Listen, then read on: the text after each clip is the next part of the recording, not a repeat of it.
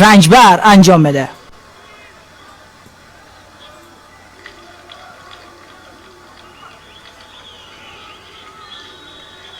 بازیکنان تیم ملی ما رو به جلو حرکت میکنند و زکریا حسینی این بار به توپ نرسید و جلوتر توپ قطع کرد. شماره 15 ایران محمد صلاحی یادگیری نفر به نفر خوبی را انجام داده با احمد زکریای حسینی.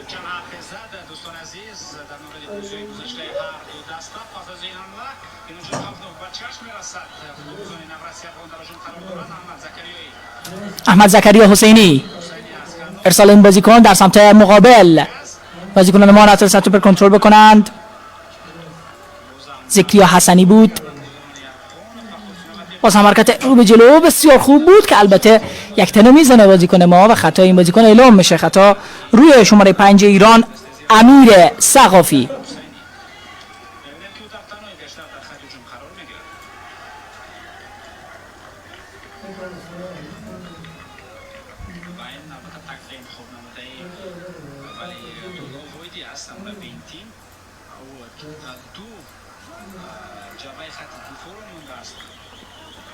حرکت خوب از سمت راست برای تیم ملی ایران. ارسالی که انجام دادن نزدیک بود که مدافعان تیم ملی ما به اشتباه دروازه خود ما رو باز بکنند که خوشبختانه این اتفاق رخ نداد.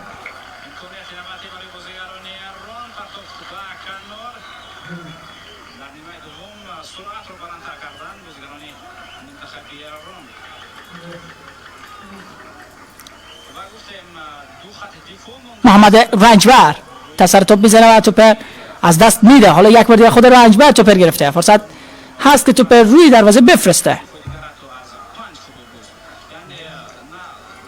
پاسری به جلو احمد زکریا به توپ رسیده.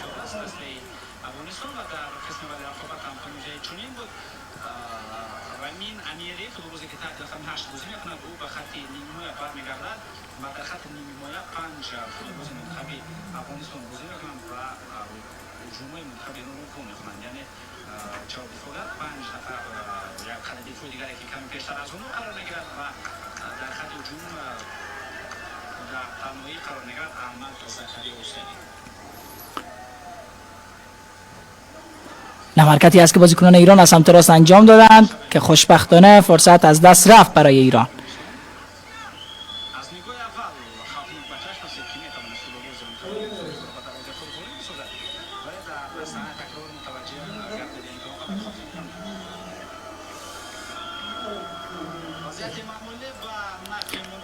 ارسال خوب برای بازیکنان ایران و توپی که به بیرون رفته.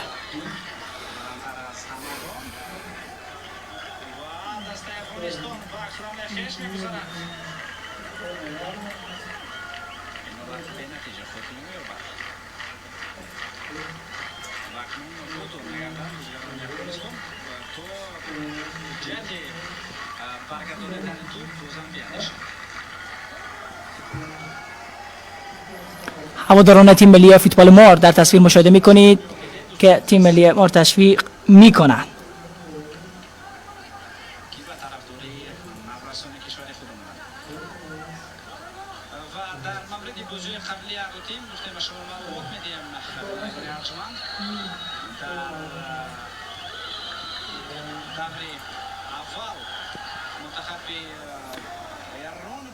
باز هم در میانه میدان بازیکنان ایران حرکت خوبی را آغاز کردند. شماره 7 تیم ملی ایران سجاد خادمی که توپ به خوبی علی زاهدی کاپیتان تیم ملی ما گرفته. حرکت خوب از خادمی. علی زاهدی، زکریا تسر توپ میزنه. حرکت عالی این بازیکن، از تکنیک خوبی برخوردار هستند بازیکنان ما. ارسال نسبتا خوب که برخورد کرد به بازیکنان ایرانی و کانر به دست آمده.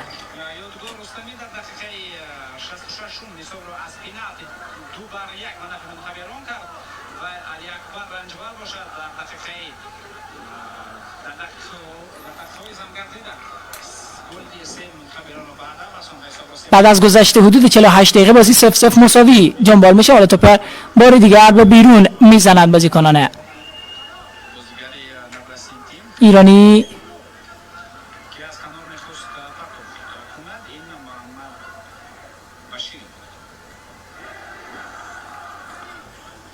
شماره 11 ما بعد پرت بوتر انجام بده. محمد جان بشیری نام بازیکن تیم ملی فوتبال ما هست، شماره 11.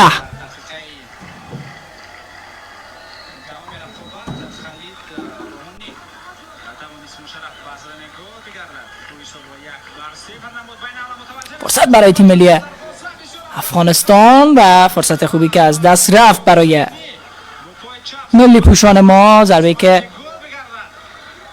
احمد زکریا حسینی به توپ زد، فرصت از دست رفت، چندان خوب نزد.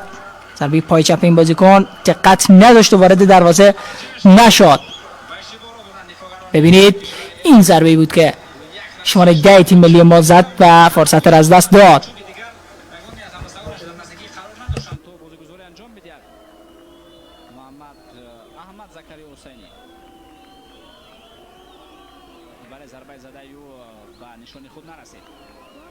گفتیم که توانست خالد صبر رو 1-0 به نفع منتخب ایران در دقیقه دهم بگرداند در بازی با منتخب ازبکستان. پس اون باشد از پنالتی در دقیقه 16 مرادبک و جنبردیف از کشور ازبکستان صبر رو برابر کرد 1-1 و سجاد حدیمی باشد در دقیقه 50مین دقیقه این دیدار. ایران 0 افغانستان 0.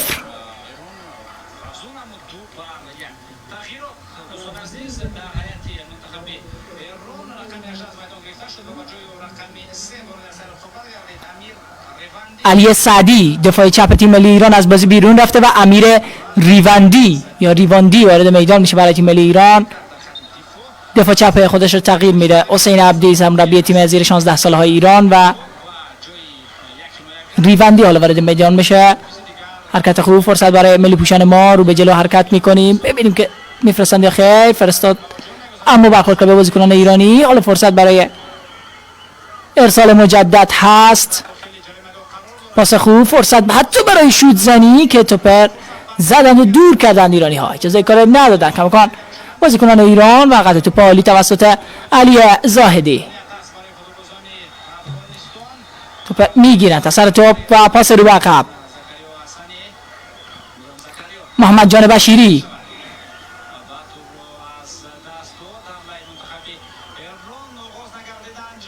زاهدی، حرکت خوب از بازیکنان ما، پاس خوب، فرصت برای شوت زنی. یک و دوی قشنگی داشتیم انجام میدادیم که متاسفانه تکمیل نشد.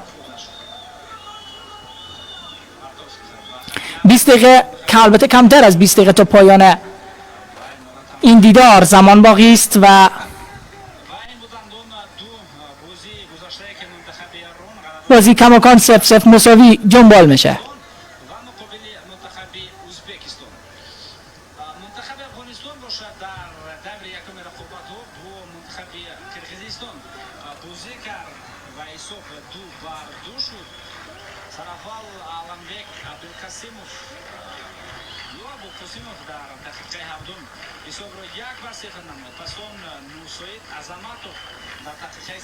ارسال خوب از سمت راست و توپی که مهدی ابراهیمی قطع میکنه و اجازه کار نداد.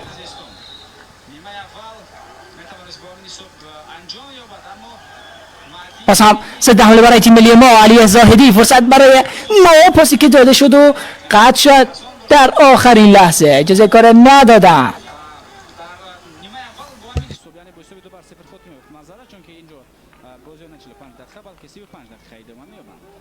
و در نیمه دوم در دقیقه 44 مهدی ابراهیمی یک گل رو به ثمر رساند و در دقیقه 51 باشد یک گل دیگر رو احمد زکریو به هدف رساند در دقیقه 51 و اویسوب رو دو بردونم بود. یعنی یک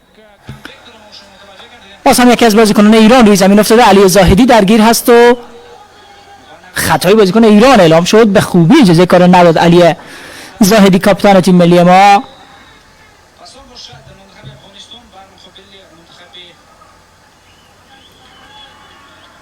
ببینید برخوردی هست که صورت گرفت.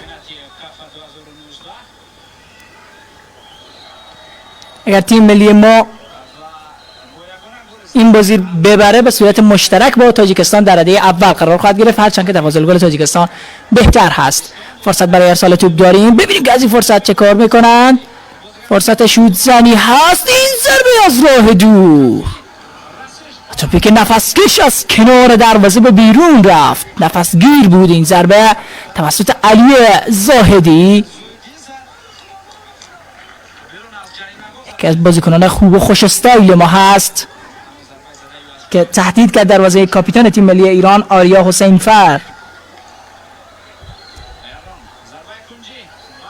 کورنر به دست آمده برای تیم ملی ما، یکی از معدود کورنرهای ما هست. ارسال خوب، فرصت برای شوت زنی بشیری، این ضربه ای که محمد جان بشیری زد و تبدیل به گل نشد، خیلی خوب زد و آریا حسین فر دروازه زیر 16 ساله های ایران نجات داد. کورنر از سمت مقابل تکرار خواهد شد.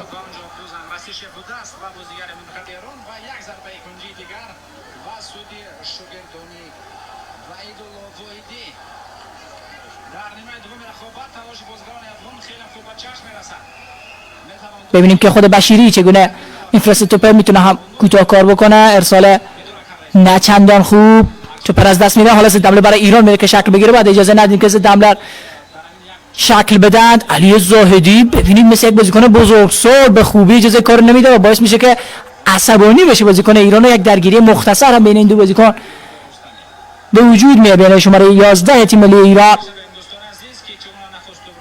و علی زاهدی. شماره 11 ایران یادگار رستمی هست که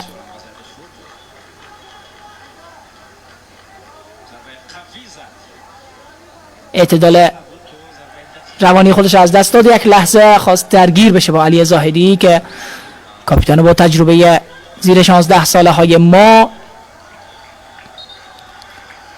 به حاشیه نرفت و اجازه نداد تا درگیری صورت بگیره. تیم ملی ایران رنکینگ 1 فیفا هست و تا اینجای کار نتیجه بسیار خوبی کسب کردیم، هرچند که در رده بزرگسالان رنکینگ 1 فیفا هست و تیم ملی ما هم البته رنکینگ 1 افسی هست ایران و رنکینگ 23 جهان. فرصت برای ایران بود که این فرصت از دست دادن، فرصت بسیار عالی بود. تیم ملی ما در رده 149 جهان و 29 آسیا افسی قرار دارن، 28 پله در آسیا فقط از ایران عقب هستیم و حدود 120 پله از این تیم در رنکینگ جهانی. و سطح فوتبال ما به این اندازه تفاوت داره، هرچند که پتانسیل فوتبال و فوتسال ما هیچ کمی نسبت به هیچ یک از تیم‌های آسیایی حتی همین ایران نداره. بازیکنان با استعداد و بسیار خوبی در اقصا نقاط افغانستان عزیز حضور دارند که اگر در تیم‌های مختلف در رده‌های سنی مختلف برای تیم ملی کشور ما بازی بکنند مطمئناً افتخار آفرین خواهند بود. زمینه که تعویض در ترکیب تیم ملی ایران صورت گرفت و اکبر رنجبر از بازی بیرون رفت و ارشیا حاتمی برای ایران وارد میدان شد. دو مدافع گوش خودش رو تغییر داد تیم ملی ایران. علی سعدی بیرون کرد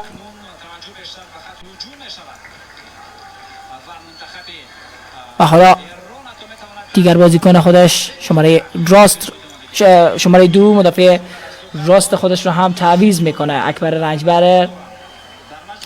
حالا 1 دقیقه وقت نوشیدن آب داده میشه به بازیکنان دو تیم تا استراحتی بکنند، آبی بنوشند و به صحبت‌های کادر فنی گوش بدن.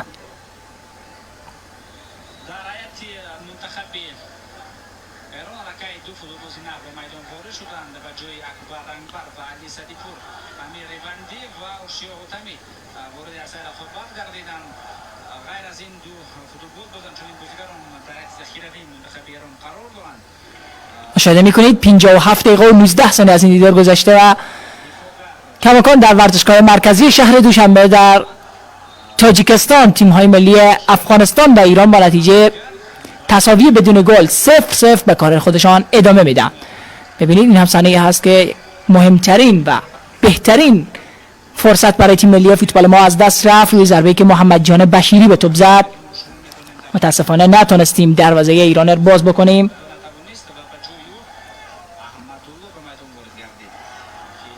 حسین عبدی صحبت میکنه با اکبر رنجبر که این بازیکن رو از بازی بیرون کشیده. آقای عبدی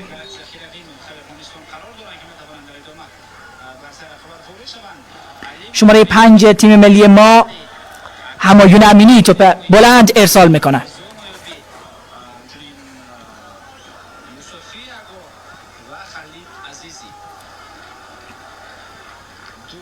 ضربه سر از سوی بازیکنان تیم ملی ما زده نشد.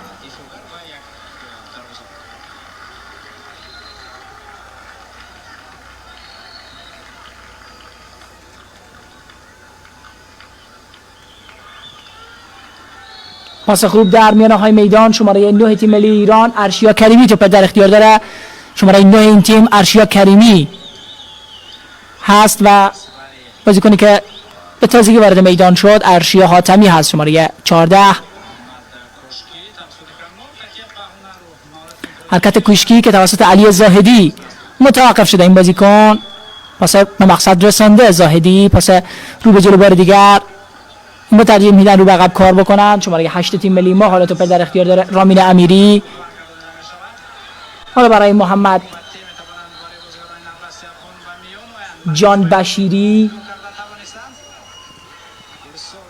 فرصت برای شوت زنی بازیکنان ملی پوش ما. تسلط پای پشت سر هم و خطایی که روی بازیکنان ما اعلام نشد. علی زاهدی یک هافبک دفاعی تمام عیار بوده برای تیم ملی ما در این دیدار.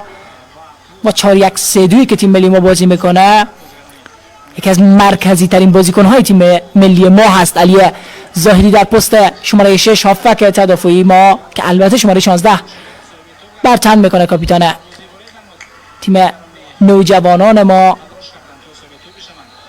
علی زاهدی.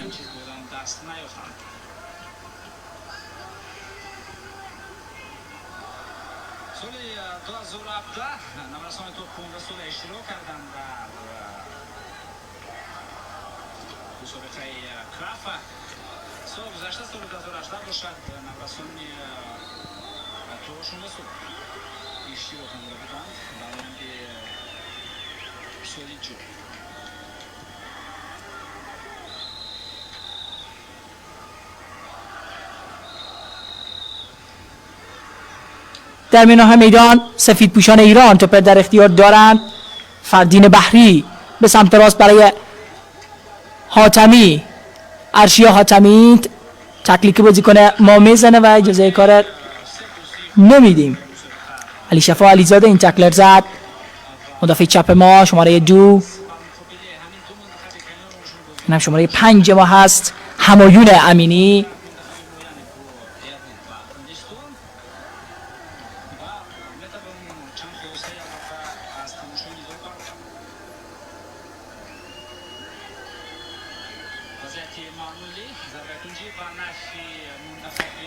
ضربه ایستگاهی که کورنر هست بالا میفرستند و خطای بازیکنان ایران اعلام شده و بازی رو باید دروازه‌بان ما باسط حمیدی به جریان بندازه.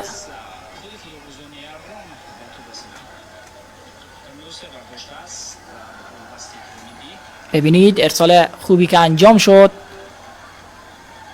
از ضربه بازیکن ایران که بعد از خطا روی علی زاهدی کاپیتان ما آزاده شد، هرچند که دروازه‌بان ما واسط حمیدی هم روی زمین افتاده. غیر از تغییری که در نیمه اول صورت گرفت و احمد الکوزی وارد میدان شد و جای فرید محمدی گرفت، تغییر خاص دیگری در نیمه دوم شاهد نبودیم. در تیم ملی فوتبال زیر 16 ساله های کشور ما پرچم سرنگ و زیبای که تیم ملی کشور ما به اهتزاز درآمده در ورزشگاه مرکزی شهر دوشنبه در تاجیکستان. امیدواریم که بعد از این دیدار با نتیجه خوبی که انشاءالله میگیریم برابر ایران در روز ملی پرچم ما یک افتخار مهم در فوتبال کسب بشه برای ما و در رقابت‌های رده سنی 16 سال موفق به کسب پیروزی بشیم برابر تیم ملی جمهوری اسلامی ایران، یکی از رقبای همیشگی ما در همه موارد. و چه رقابتی بهتر از بازی فوتبال.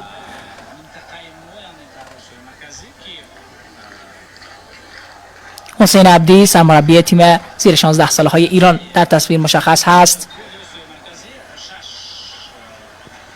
بلند بازی آغاز میکنن بازیکنان ما، کنترل خوب سبک بازی ما بد نیست و خوب بازی میکنیم در مقایسه با ایران که رنکینگ یک فیفا هست. ببینید نه تنها چیزی کم نداریم بلکه گاهی اوقات یک سرگردن بالاتر هم بازی میکنیم نسبت به سفید پوشان ایرانی. میسل دور و باز هم خطایی که اعلام شده روی بازیکنان ایران، این بار روی شماره 11 این خطا صورت گرفته روی یادگار رستمی. تسرط عالی از روی بازیکنان ایران، سجاد خادمی و توپی که بازیکنان ما میگیرن. توپ میفرسته مجتبی امیری برای احمد زکریا حسینی که این بار به توپ نرسید و وحیدالله واحدی هم نزدیک بود که به وحیدالله واحدی برخورد بکنه.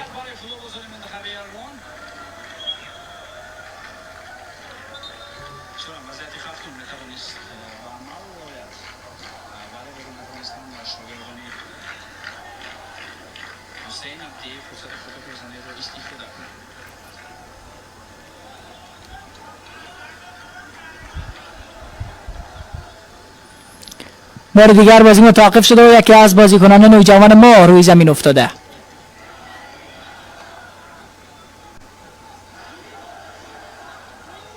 این چهره شماره 6 ما مهدی ابراهیمی احساس ناراحتی میکنه. امیدواریم که بتونه بازی ادامه بده. مهدی ابراهیمی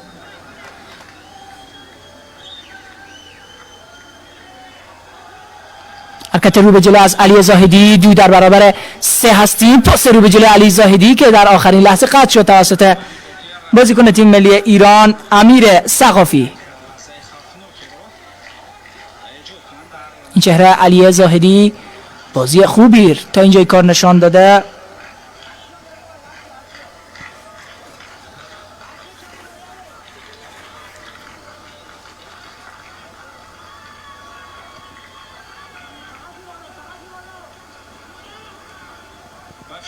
باز هم توپ بلند میفرستن. کنترل توپ با سینه توسط بازیکنان ما. علی زاهدی حرکت رو به جلو عالی از احمد زکریا حسینی. خود زکریا باید پاس بده. اینجا فوق‌العاده و گل برای تیم ملی فوتبال افغانستان. افغانستان 1 ایران 0. یک گل فوق‌العاده، یک گل به سبک بازی‌های اروپایی. افغانستان از ایران پیش میفته. 66مین دقیقه احمد زکریا حسینی اولین گل این دیدار به ثمر میرسونه. افغانستان در آستانه صدرنشینی رقابت‌های مسابقات قهرمانی زیر 16 ساله های مرکز آسیا قرار میگیره. این هم خوشحالیه هواداران تیم ملی ما که در ورزشگاه شهر دوشنبه حاضر هستند و تشویق میکنن. این هم سجده شکر بچه های ما که تا اینجا بهترین عملکرد ممکن رو داشتن. بهترین تیم رنکینگ AFC یعنی ایران رو تا به اینجای کار 1-0 شکست دادیم و این است غیرت افغانستانی. یک ضربه فوق‌العاده به دور از دستان آریا حسین فر. این ضربه زده شد توسط احمد زکریا حسینی و یک گل فوق‌العاده برای سرخپوشان شیران خراسان به دست آمد. بار دیگر ببینید هر چند بار که این گل زیبا مشاهده کنیم کم است و بار دیگر قابلیت بازبینی این گل خواهد بود. خالد روحانی وارد میدان میشه و جای سجاد خاتمی در خط میانی تیم ملی ایران میگیره تا کمربند خط میانی ایران محکم‌تر بشه و در ادامه ایران فرصت زدن گل مساوی به ما داشته باشه.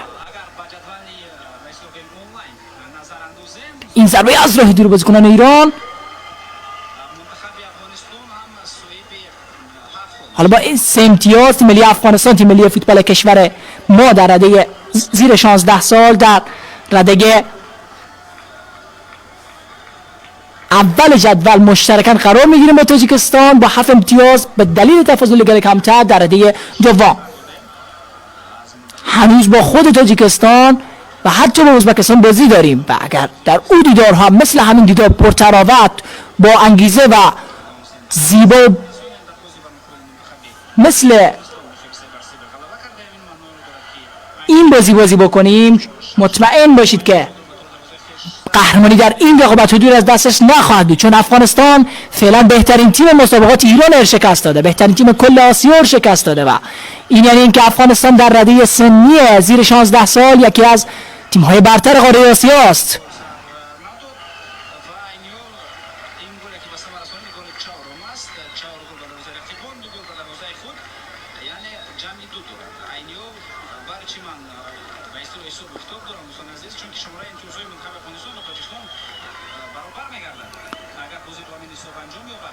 حالا از این لحظه بعد دیگر باید احساسی بازی نکنیم و چون این ضرباتی کم داشته باشیم.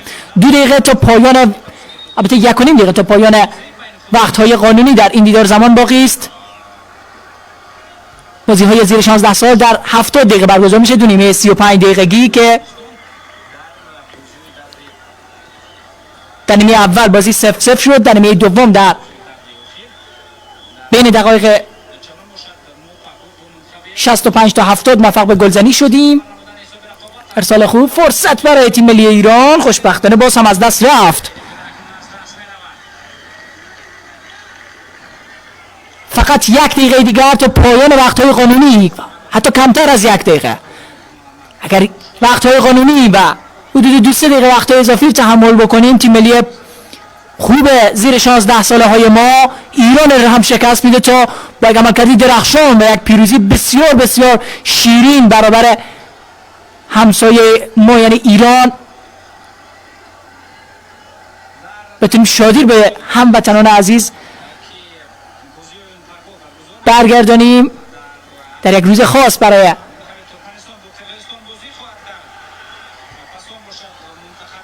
افغانستان و پرتابوتی که برای ما به دست آمده. چیزی دیگری تا پایان این دیدار نمانده. 4 دقیقه وقت اضافه برای نیمه دوم اعلام شده. فقط 4 دقیقه دیگر تا پیروزی افغانستان برابر ایران زمان باقی است و این یعنی افغانستان در قله فوتبال آسیا در رده نوجوانان یا زیر 16 سال خواهد ایستاد. البته هنوز چیزی مشخص نیست، هنوز نه کامل ایران رو بردیم و نه هم در رقابت‌های کافا افتخار خاصی کسب کردیم. فقط عملکرد جذاب ما در این بازی باعث شده که چون این لقب‌هایی به تیم ملی شایسته خود بدیم.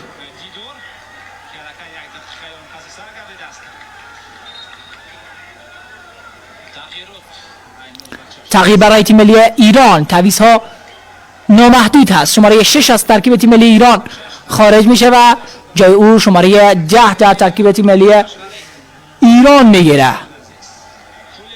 از همین حالا هم وارد درگیری ها میشه. شماره 6 فردین بحری از بازی بیرون رفت و آریا اصغری وارد میدان شد. تیم ملی ما تغییرات خاصی هم نداشت.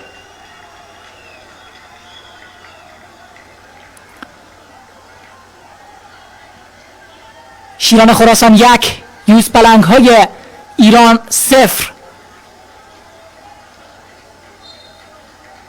یوز های ایران لقب تیم ملی ایران هست. پاس رو به جلو، فرصت برای ایران، خطایی نیست و بازی ادامه پیدا میکنه. حالا ضربه دروازه برای تیم ملی ما به دست آمده و باسط حمیدی همین چهره باید توپ بکره تا شماره 5 ما به بازی آغاز ببخشه.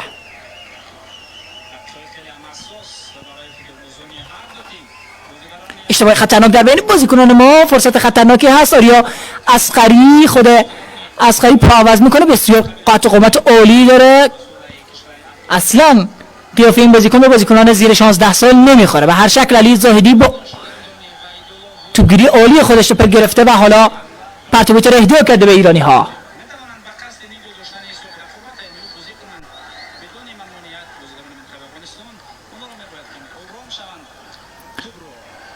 حالا توپر بازیکنان ما در اختیار دارن. فرصت داریم که روی یک ضد حمله دوباره شانس خود رو امتحان میکنیم. از راه دور این بار دیگه زکریا حسینی ضربه خودش رو زد که حاصلی به همراه نداشت برای سرخ پوشان ما. گل ما توسط احمد زکریا حسینی شماره 10 تیم ملی ما زده شد.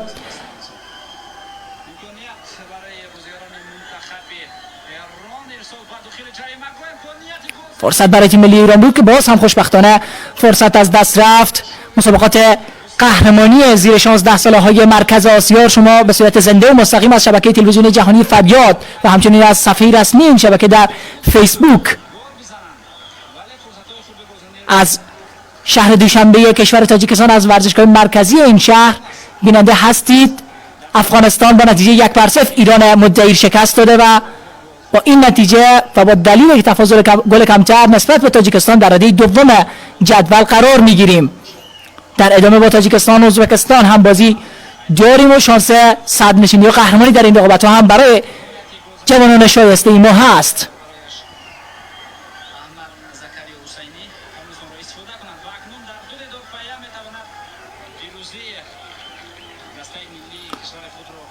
آریا حسین فر یکی از بازیکنان ما روی زمین افتاده و بعد بازی جوان مردانه انجام بدن ایرانی ها، مثل اینکه بر علاوه بازی دارن اخلاق هم میبازن. فرصت برای ایران، امیدواریم که گل نشین. ضربه‌ای که میزنن و آفساید. بله خوشبختانه آفساید بازیکنان ایران اعلام شد و در آستانه پیروزی در این دیدار قرار داریم. خوشبختانه آفساید شد و دروازه تیم ملی ما باز شد، اما در شرایط آفساید گل پذیرفته نیست.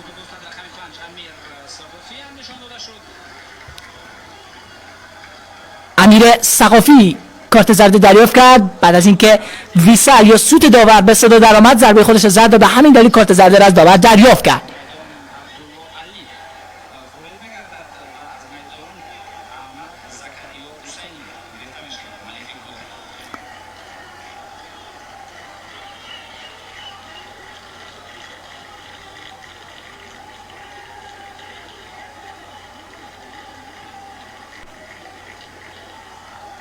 مجتبی امیری هم کارت زرد دریافت کرده، مشخص نیست به چه خاطر.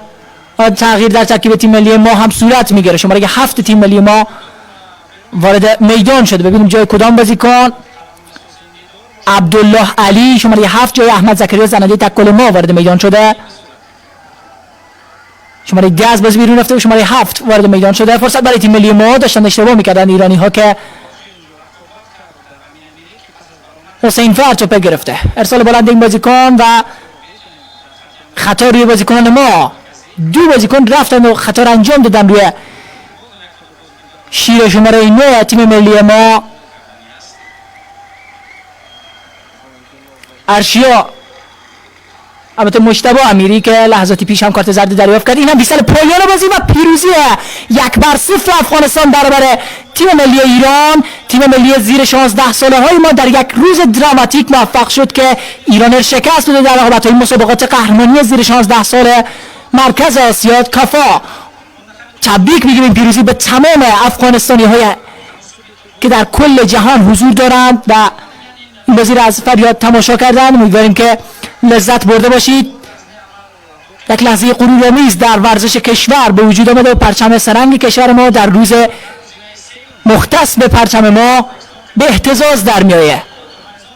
تبریک میگم این پیروزی به تمام هموطنان ما در سراسر جهان. امیدواریم که از این بازی و از گزارش این دیدار لذت برده باشید. فرامرز پاییزی میدم با گزارش این دیدار. امیدوارم که در ادامه و در بقیه بازی های رقابت های زیر 16 سال مرکز آسیا با ما همراه باشید. سجده شکر بازیکنان ما حسن ختام خواهد بود برای برنامه ما. امیدواریم که لذت برده باشید. خدا نگهدار.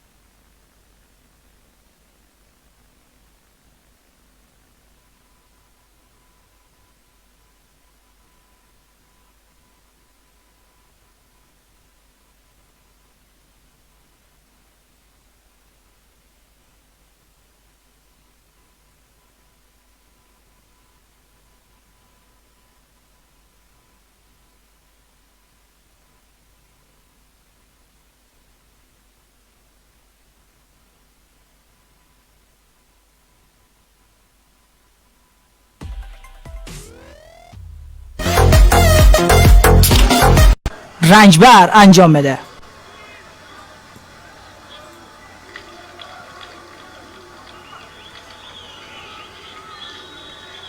بازیکنان تیم ملی ما رو به جلو حرکت میکنند و زکریا حسینی این بار به توپ نرسید و جلوتر توپ قطع کرد. شماره 15 ایران محمد صلاحی یادگیری نفر به نفر خوبی را انجام داده با احمد زکریای حسینی.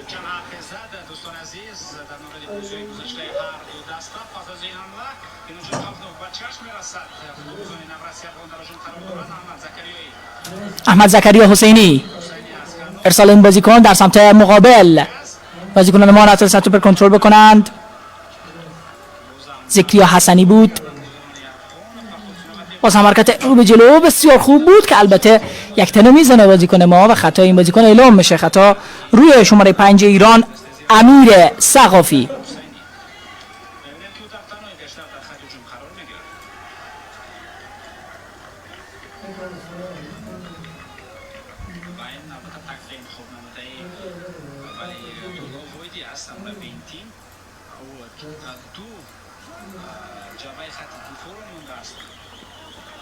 حرکت خوب از سمت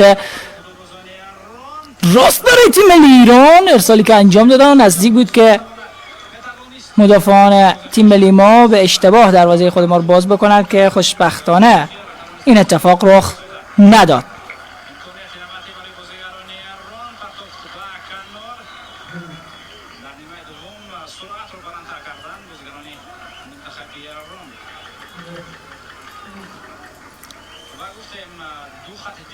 محمد رنجبر تسر توپ میزنه و توپ از دست میده. حالا یک بار دیگه خود رنجبر توپ گرفته. فرصت هست که توپ روی دروازه بفرسته. پاس رو به جلو احمد زکریا به توپ رسیده.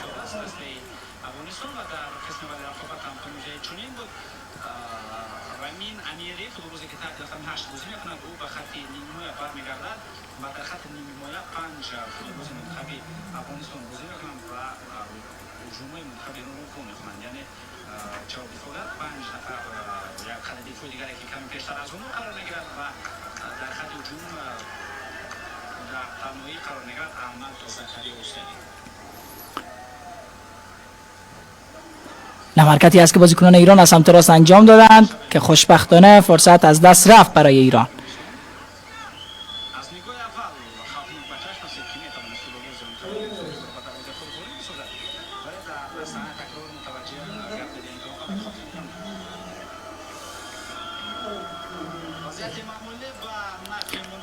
ارسال خوب برای بازیکنان ایران و توپی که به بیرون رفته.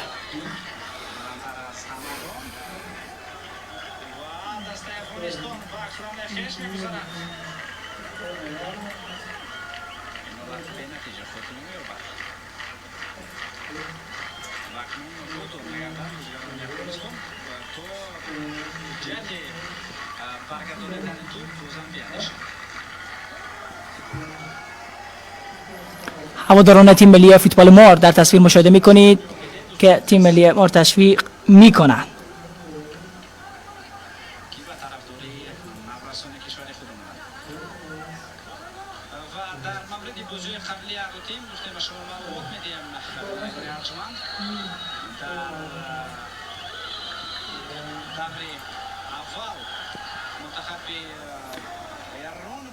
باز هم در میانه میدان بازیکنان ایران حرکت خوبی را آغاز کردند. شماره 7 تیم ملی ایران سجاد خادمی که توپ به خوبی علی زاهدی کاپیتان تیم ملی ما گرفته. حرکت خوب از خادمی. علی زاهدی زکریا تسر توپ میزنه. حرکت عالی این بازیکن از تکنیک خوبی برخوردار هستند بازیکنان ما. ارسال نسبتا خوب که برخورد کرد به بازیکنان ایرانی و کانر به دست آمده.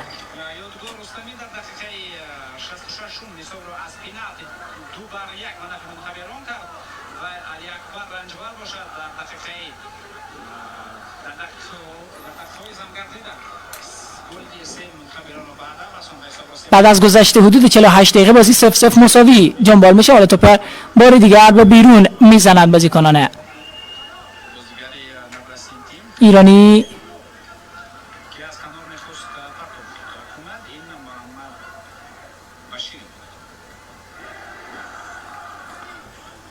شماره 11 ما باید پرتو را انجام بده.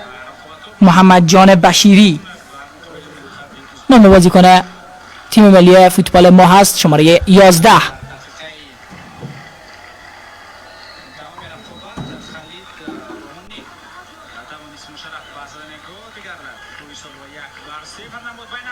فرصت برای تیم ملی افغانستان و فرصت خوبی که از دست رفت برای ملی پوشان ما. ضربه که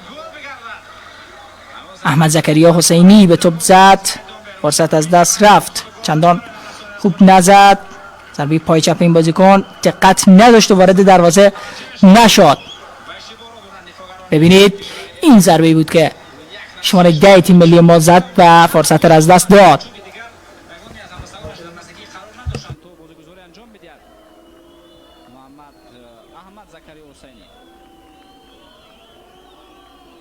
ضربه زده او به نشانی خود نرسید. گفتیم که توانست خالد حساب رو 1-0 به نفع منتخب ایران در دقیقه دهم بگرداند در بازی با منتخب ازبکستان. پس اون باشد از پنالتی در دقیقه 16 مرادبک و جنبردیف از کشور ازبکستان حساب رو برابر کرد 1-1 و سجاد حدیمی باشد در دقیقه 50مین دقیقه این دیدار. ایران 0 افغانستان 0.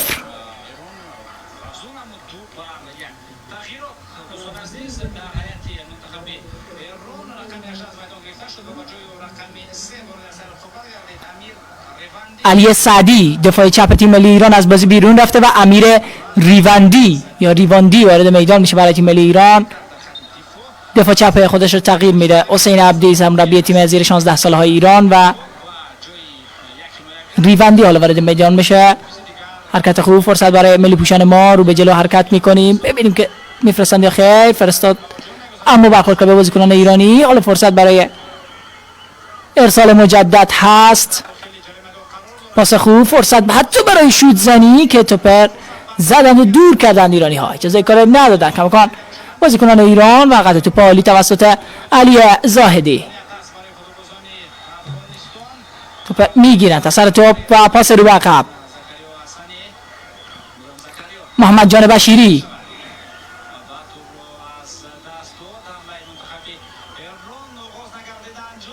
زاهدی، حرکت خوب از بازیکنان ما، پاس خوب، فرصت برای شوت‌زنی. یک و دو قشنگی داشتیم انجام میدادیم که متاسفانه تکمیل نشد. 20 دقیقه که البته کمتر از 20 دقیقه تا پایان این دیدار زمان باقی است و بازی کماکان 0-0 مساوی جنبال میشه.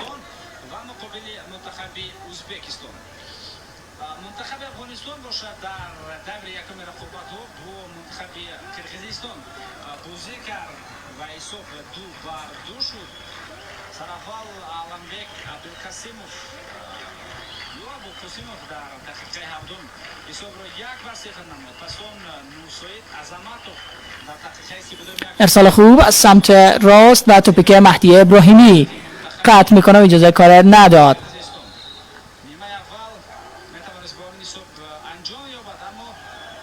پس هم ضد حمله برای تیم ملی ما. علی زاهدی، فرصت برای ما، پاسی که داده شد و قطع شد در آخرین لحظه، اجازه کار ندادن.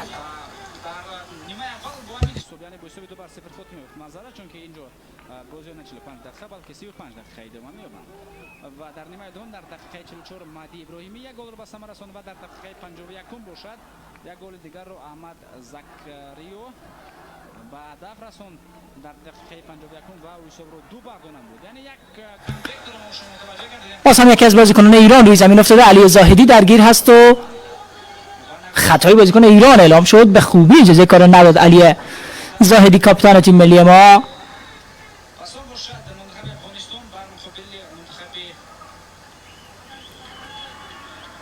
ببینید برخوردی هست که صورت گرفت.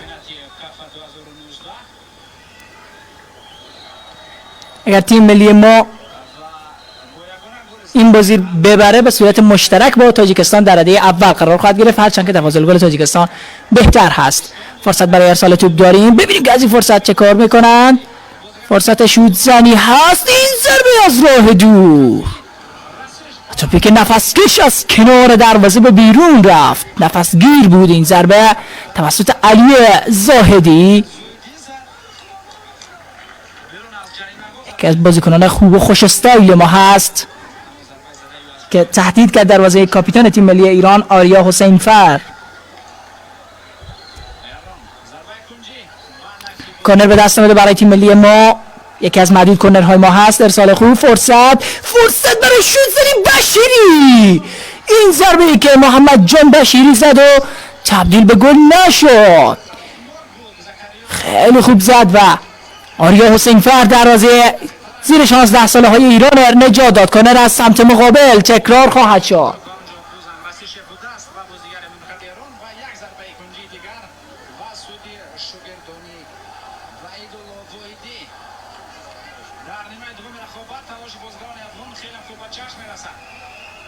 ببینیم که خود بشیری چگونه میفرسته توپه، میتونه هم کوتاه کار بکنه. ارسال نه چندان خوب، توپ از دست میره. حالا ضد برای ایران میره که شکل بگیره، بعد اجازه ندیم که ضد شکل بدن. علی زاهدی ببینید مثل یک بازیکن بزرگسال به خوبی اجازه کار نمیده و باعث میشه که عصبانی بشه بازیکن ایران. یک درگیری مختصر هم بین این دو بازیکن به وجود میاد بین شماره 11 تیم ملی ایران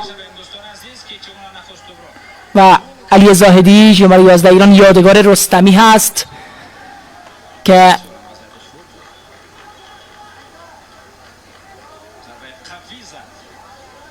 اعتدال روانی خودش از دست داد، یک لحظه خواست درگیر بشه با علی زاهدی که کاپیتان با تجربه زیر 16 ساله های ما.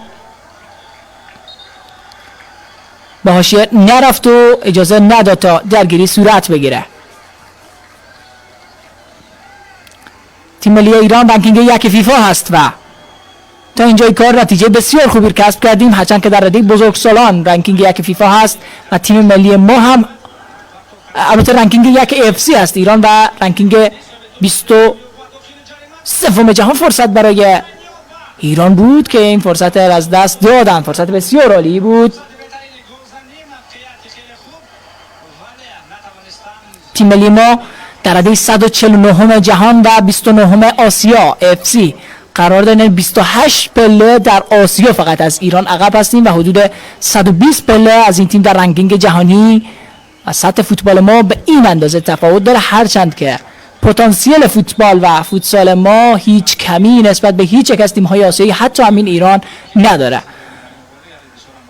بازیکنان با استعداد و بسیار خوبی در اقصا نقاط افغانستان عزیز حضور دارند که اگر در تیم‌های مختلف در رده‌های سنی مختلف برای تیم ملی کشور ما بازی بکنند مطمئناً افتخار آفرین خواهند بود. زمینه که تعویض در ترکیب تیم ملی ایران صورت گرفت و اکبر رنجبر از بازی بیرون رفت و ارشیا حاتمی برای ایران وارد میدان شد. دو مدافع گوش خودش رو تغییر داد تیم ملی ایران. علی سعدی بیرون کرد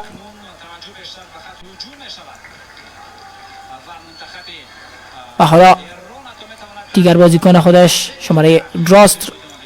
شماره 2 مدافع راست خودش رو هم تعویض میکنه، اکبر رنجبر. حالا 1 دقیقه وقت نوشیدن آب داده میشه به بازیکنان دو تیم تا استراحتی بکنند، آبی بنوشند و به صحبت‌های کادر فنی گوش بدن.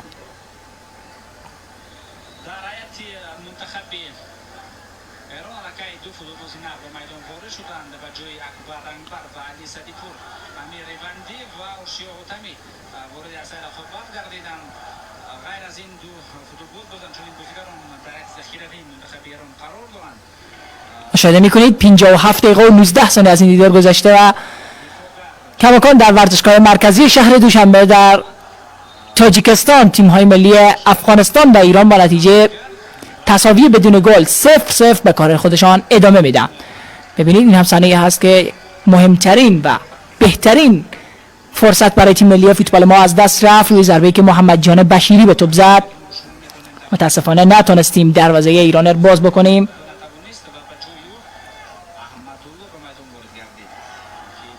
حسین عبدی صحبت میکنه با اکبر رنجبر که این بازیکن رو از بازی بیرون کشیده. آقای عبدی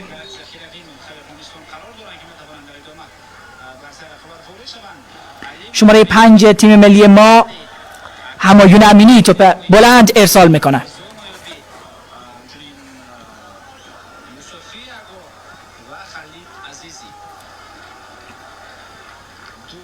ضربه سر از سوی بازیکنان تیم ملی ما زده نشد.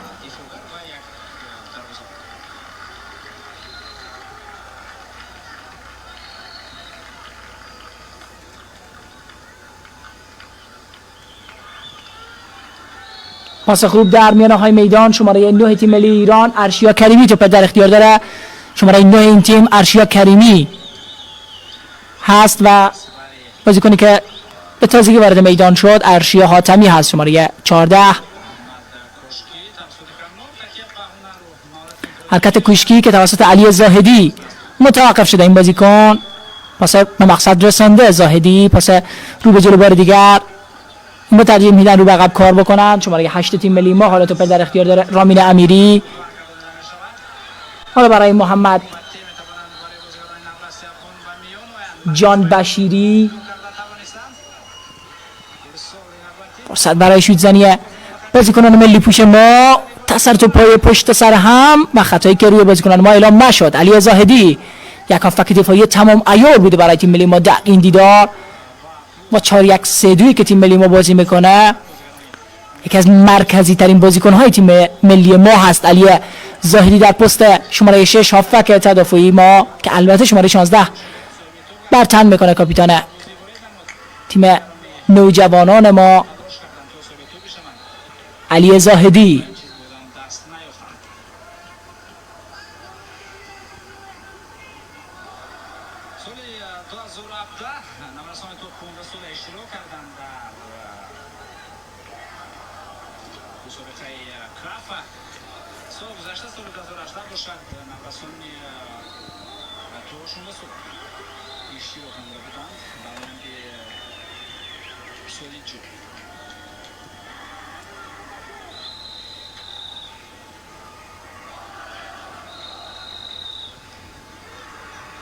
در میانه میدان سفید پوشان ایران توپ در اختیار دارند.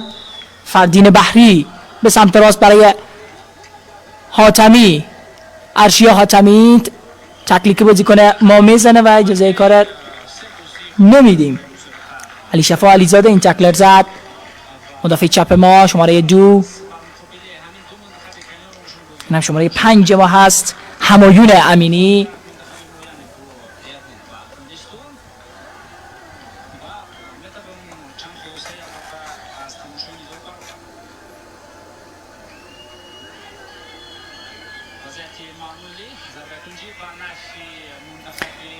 ضربه ایستگاهی که کورنر هست بلند میفرستند و خطای بازیکنان ایران اعلام شده و بازی رو باید دروازه‌بان ما باسط حمیدی به جریان بندازه.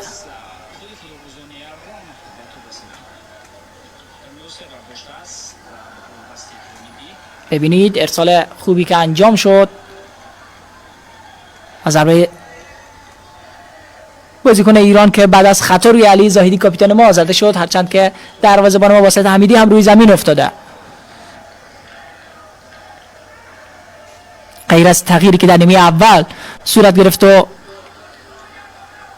احمد الکوزی وارد میدان شد و جای فرید محمدی گرفت، تغییر خاص دیگری در نیمه دوم شاهد نبودیم در تیم ملی فوتبال زیر 16 ساله های کشور ما. پرچم سرنگ و زیبای که تیم ملی کشور ما به اهتزاز درآمده در ورزشگاه مرکزی شهر دوشنبه در تاجیکستان. امیدواریم که بعد از این دیدار با نتیجه خوبی که انشاءالله میگیریم برابر ایران در روز ملی پرچم ما یک افتخار مهم در فوتبال کسب بشه برای ما و در رقابت‌های رده سنی 16 سال موفق به کسب پیروزی بشیم برابر تیم ملی جمهوری اسلامی ایران، یکی از رقبای همیشگی ما در همه موارد. و چه رقابتی بهتر از بازی فوتبال.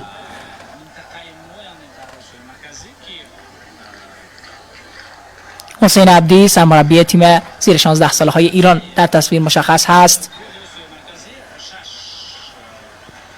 بلند بازی آغاز میکنن بازیکنان ما، کنترل خوب سبک بازی ما بد نیست و خوب بازی میکنیم در مقایسه با ایران که رنکینگ یک فیفا هست. ببینید نه تنها چیزی کم نداریم بلکه گاهی اوقات یک سرگردن بالاتر هم بازی میکنیم نسبت به سفید پوشان ایرانی.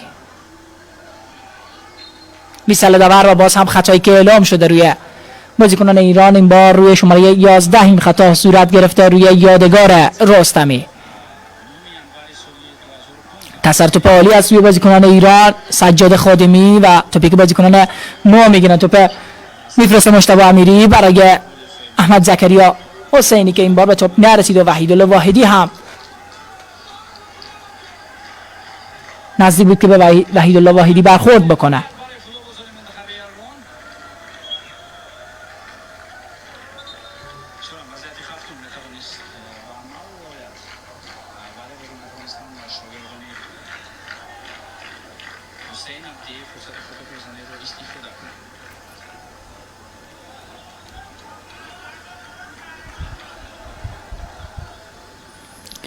بار دیگر بازی متوقف شده و یکی از بازیکنان نوجوان ما روی زمین افتاده.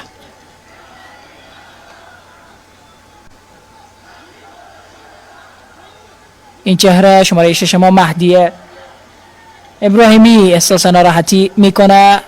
امیدواریم که بتونه بازی ادامه بده. مهدی ابراهیمی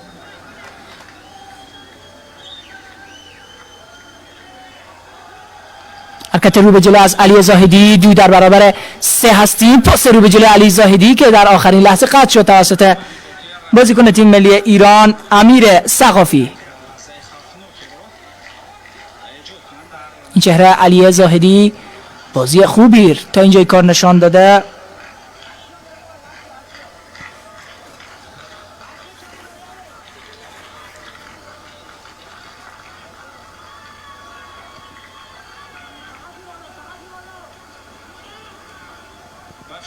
باز هم توپر بلند میفرستن. کنترل توپ با سینه توسط بازیکنان ما. علی زاهدی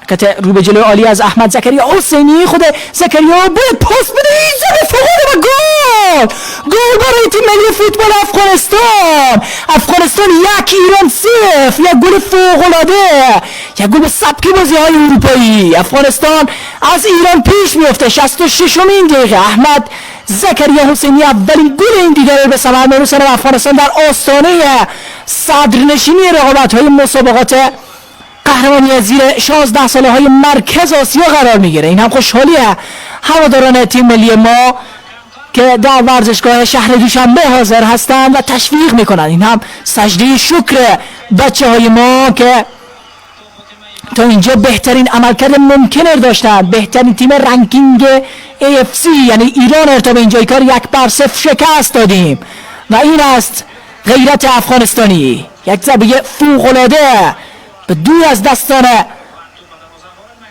آریا حسین فر این ضربه زده شد توسط احمد زکریا حسینی و یک گل فوق العاده برای سرخ پوشان شیران خراسان به دست آمد. بار دیگر ببینید هر چند بار که این گل زیبا مشاهده کنیم کم است و بار دیگر قابلیت بازبینی این گل خواهد بود. خالد روحانی وارد میدان میشه و جای سجاد خاتمی در خط میانی تیم ملی ایران میگیره تا کمربند خط میانی ایران محکم‌تر بشه و در ادامه ایران فرصت زدن گل مساوی به ما داشته باشه. این ضربه از راه دور بازیکنان ایران. حالا با این 3 امتیاز تیم ملی افغانستان تیم ملی فوتبال کشور ما در رده زیر 16 سال در رده اول جدول مشترکاً قرار میگیره با تاجیکستان با 7 امتیاز به دلیل تفاضل گل کمتر در رده دوم. هنوز با خود تاجیکستان و حتی با ازبکستان بازی داریم و اگر در او دیدارها مثل همین دیدار پرتراوت با انگیزه و زیبا مثل این بازی بکنیم مطمئن باشید که قهرمانی در این رقابت دور از دستش نخواهد بود، چون افغانستان فعلا بهترین تیم مسابقات ایران رو شکست داده، بهترین تیم کل آسیا رو شکست داده و این یعنی اینکه افغانستان در رده سنی زیر 16 سال یکی از تیم‌های برتر قاره آسیا است.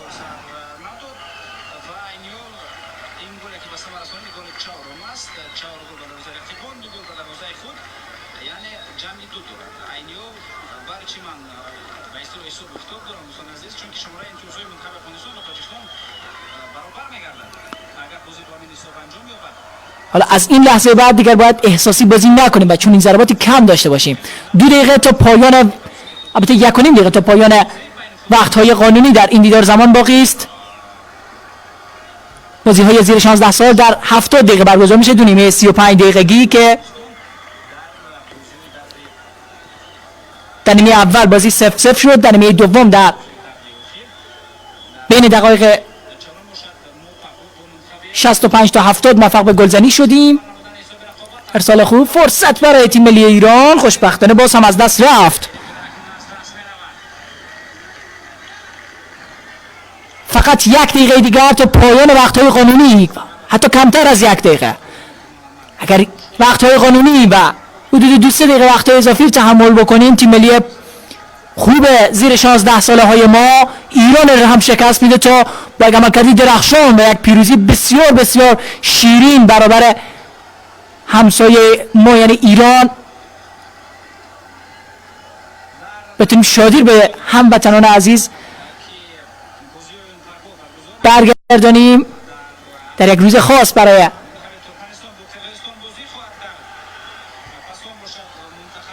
افغانستان و پرتاباتی که برای ما به دست آمده. چیزی دیگری تا پایان این دیدار نمانده. 4 دقیقه وقت اضافه برای نیمه دوم اعلام شده. فقط 4 دقیقه دیگر تا پیروزی افغانستان برابر ایران زمان باقی است و این یعنی افغانستان در قله فوتبال آسیا در رده نوجوانان یا زیر 16 سال خواهد ایستاد. البته هنوز چیزی مشخص نیست، هنوز نه کامل ایران رو بردیم و نه هم در رقابت‌های کافا افتخار خاصی کسب کردیم. فقط عملکرد جذاب ما در این بازی باعث شده که چون این لقب‌هایی به تیم ملی شایسته خود بدیم.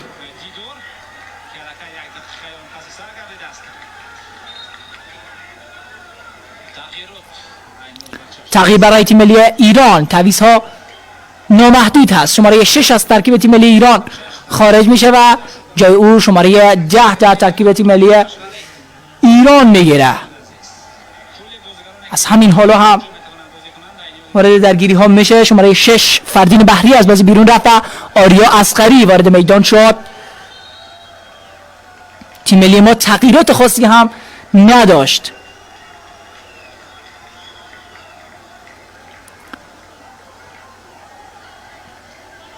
شیران خراسان 1، یوز پلنگ های ایران 0. یوز های ایران لقب تیم ملی ایران هست. پاس رو به جلو، فرصت برای ایران، خطایی نیست و بازی ادامه پیدا میکنه. حالا ضربه دروازه برای تیم ملی ما به دست آمده و باسط حمیدی همین چهره باید توپ بکره تا شماره 5 ما به بازی آغاز ببخشه.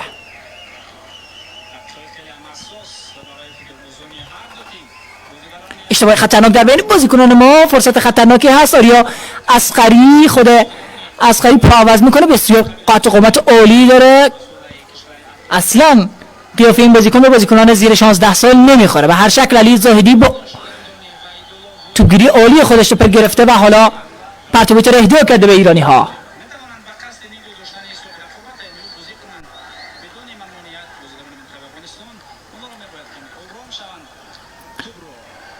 حالا توپر بازیکنان ما در اختیار دارن. فرصت داریم که روی یک ضد حمله دوباره شانس خود رو امتحان میکنیم. از راه دور این بار دیگه زکریا حسینی ضربه خودش زد که حاصلی به همراه نداشت برای سرخ پوشان ما. گل ما توسط احمد زکریا حسینی شماره 10 تیم ملی ما زده شد.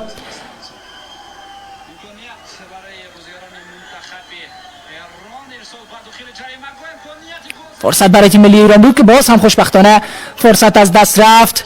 مسابقات قهرمانی زیر 16 ساله های مرکز آسیا شما به صورت زنده و مستقیم از شبکه تلویزیونی جهانی فریاد و همچنین از صفحه رسمی این شبکه در فیسبوک از شهر دوشنبه کشور تاجیکستان از ورزشگاه مرکزی این شهر بیننده هستید. افغانستان با نتیجه 1-0 ایران مدعی شکست داده و با این نتیجه و با دلیل تفاضل گل کمتر نسبت به تاجیکستان در رده دوم جدول قرار میگیریم. در ادامه با تاجیکستان و ازبکستان هم بازی داریم و شانس صدرنشینی و قهرمانی در این رقابت‌ها هم برای جوانان شایسته ما هست.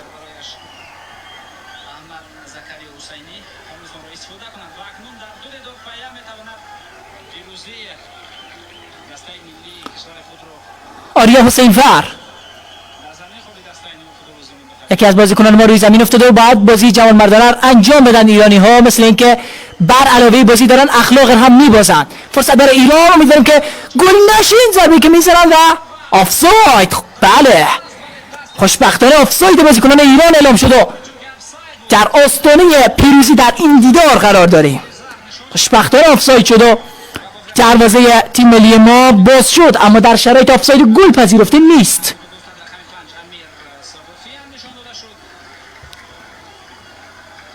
امیر ثقافی کارت زرد دریافت کرد بعد از اینکه ویسل یا سوت داور به صدا درآمد ضربه خودش زد و به همین دلیل کارت زرد را از داور دریافت کرد.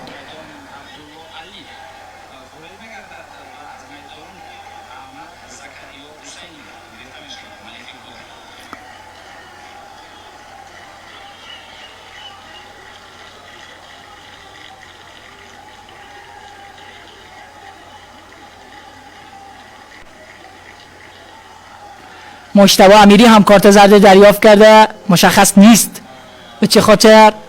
تغییر در ترکیب تیم ملی ما هم صورت میگیره. شماره 7 تیم ملی ما وارد میدان شده. ببینیم جای کدام بازیکن. عبدالله علی شماره 7 جای احمد زکریا زننده تکل ما وارد میدان شده. شماره 10 از بازی بیرون رفته و شماره 7 وارد میدان شده. فرصت برای تیم ملی ما، داشتن اشتباه میکردن ایرانی ها که حسین فر توپ گرفته. ارسال بلند این بازیکن و خطا روی بازیکنان ما. دو بازیکن رفتن و خطا را انجام دادن روی شیر شماره 9 تیم ملی ما. ارشیا البته مجتبی امیری که لحظاتی پیش هم کارت زرد دریافت کرد. این هم ویسل پایان بازی و پیروزی 1-0 افغانستان برابر تیم ملی ایران. تیم ملی زیر 16 ساله های ما در یک روز دراماتیک موفق شد که ایران را شکست بده در رقابت‌های مسابقات قهرمانی زیر 16 ساله مرکز آسیا کافا.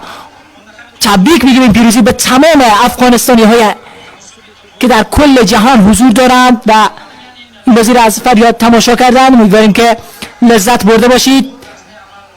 یک لحظه غرورآمیز در ورزش کشور به وجود آمده و پرچم سرنگ کشور ما در روز مختص به پرچم ما به اهتزاز در میآید. تبریک میگم این پیروزی به تمام هموطنان ما در سراسر جهان. امیدواریم که از این بازی و از گزارش این دیدار لذت برده باشید. فرامرز پاییزی میدم با گزارش این دیدار. امیدوارم که در ادامه و در بقیه بازی های رقابت های زیر 16 سال مرکز آسیا با ما همراه باشید. سجده شکر بازیکنان ما حسن ختام خواهد بود برای برنامه ما. امیدواریم که لذت برده باشید. خدا نگهدار.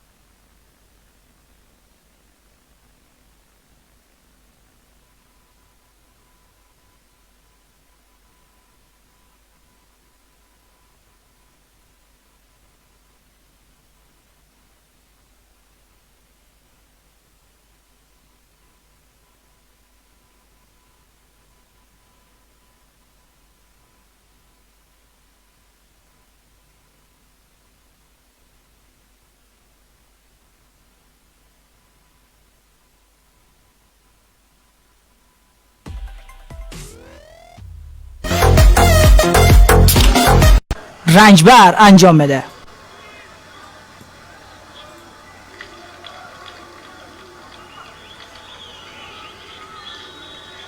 بازیکنان تیم ملی ما رو به جلو حرکت میکنند و زکریا حسینی این بار به توپ نرسید و جلوتر توپ قطع کرد. شماره 15 ایران محمد صلاحی یادگیری نفر به نفر خوبی را انجام داده با احمد زکریای حسینی.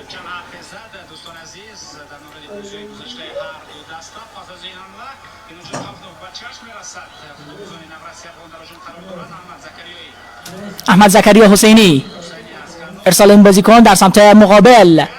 بازیکنان ما نتونستند توپ کنترل بکنند. زکریا حسنی بود.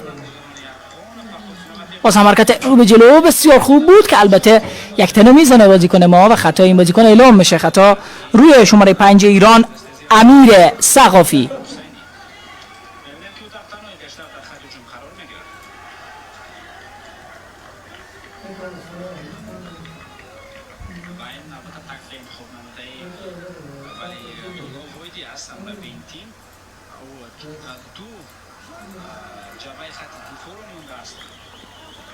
حرکت خوب از سمت راست برای تیم ملی ایران. ارسالی که انجام دادن نزدیک بود که مدافعان تیم ملی ما به اشتباه دروازه خود ما رو باز بکنند که خوشبختانه این اتفاق رخ نداد.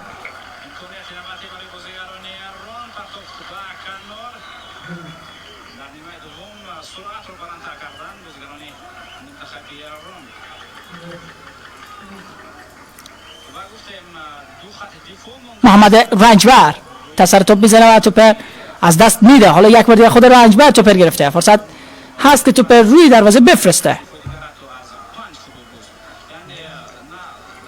پاسری به جلو احمد زکریا به توپ رسیده.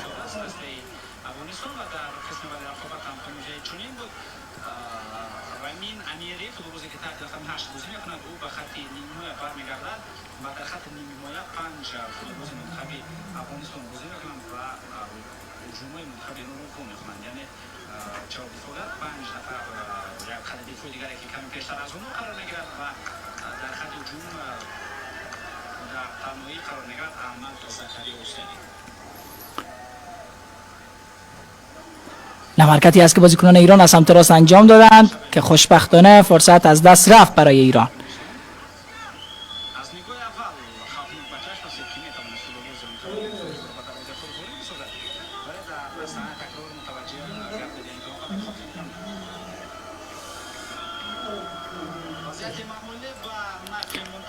ارسال خوب برای بازیکنان ایران و توپی که به بیرون رفته.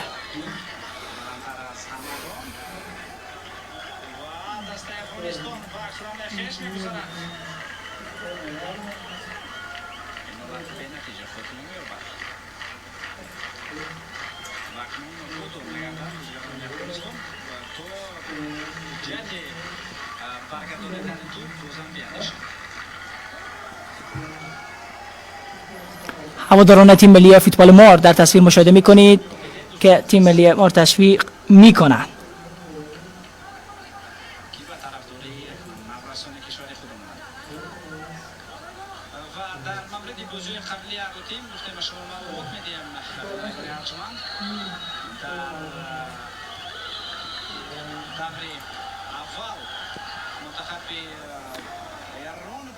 باز هم در میانه میدان بازیکنان ایران حرکت خوبی را آغاز کردند. شماره 7 تیم ملی ایران سجاد خادمی که توپ به خوبی علی زاهدی کاپیتان تیم ملی ما گرفته. حرکت خوب از خادمی.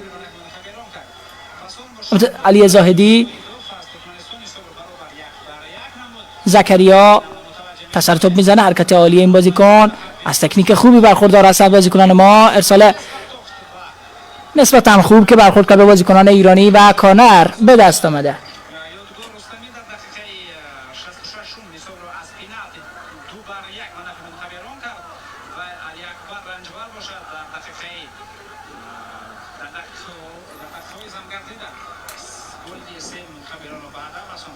بعد از گذشته حدود 48 دقیقه بازی 0-0 مساوی جنبال میشه. حالا توپ بار دیگر به بیرون میزنند بازیکنان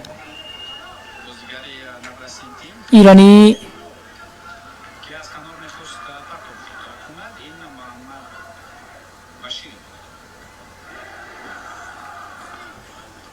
شماره 11 ما باید پرت بوتر انجام بده. محمد جان بشیری نام بازیکن تیم ملی فوتبال ما هست، شماره 11.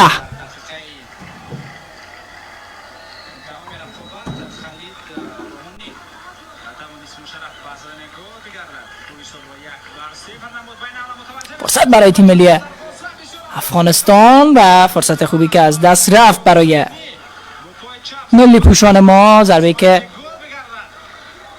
احمد زکریا حسینی به توپ زد، فرصت از دست رفت، چندان خوب نزد.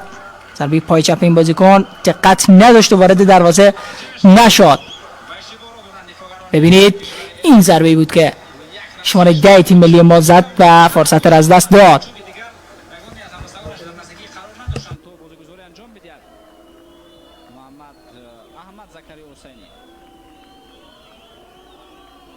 ضربه زده او به نشانی خوب نرسید.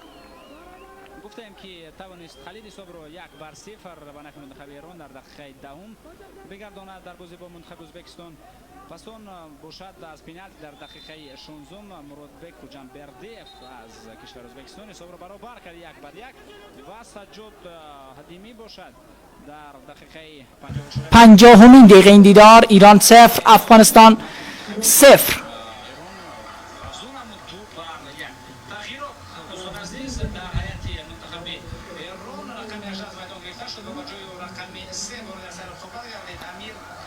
علی سعدی دفاع چپ تیم ملی ایران از بازی بیرون رفته و امیر ریواندی یا ریواندی وارد میدان میشه برای تیم ملی ایران. دفاع چپ خودش رو تغییر میده. حسین عبدی مربی تیم زیر 16 ساله های ایران و ریواندی حالا وارد میدان میشه. حرکت خوب، فرصت برای ملی پوشان ما، رو به جلو حرکت میکنیم. ببینیم که میفرستند یا خیر. فرستاد اما برخورد به بازیکنان ایرانی. حالا فرصت برای ارسال مجدد هست. پاس خوب، فرصت حتی برای شوت زنی که توپر زدن و دور کردن ایرانی ها، اجازه کار ندادن کماکان بازیکنان ایران و قطع توپ عالی توسط علی زاهدی. توپ میگیرن تا سر توپ و پاس رو به عقب. محمد جان بشیری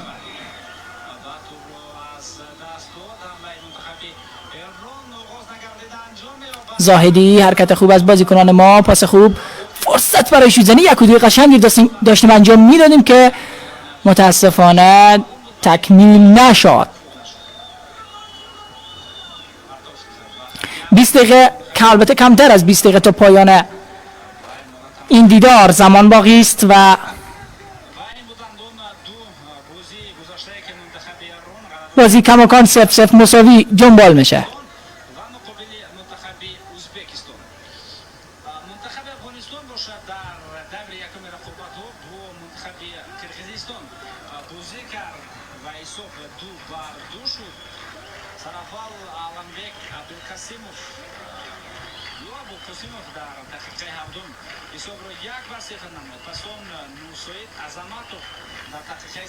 ارسال خوب از سمت راست و توپی که مهدی ابراهیمی قطع میکنه و اجازه کار نداد.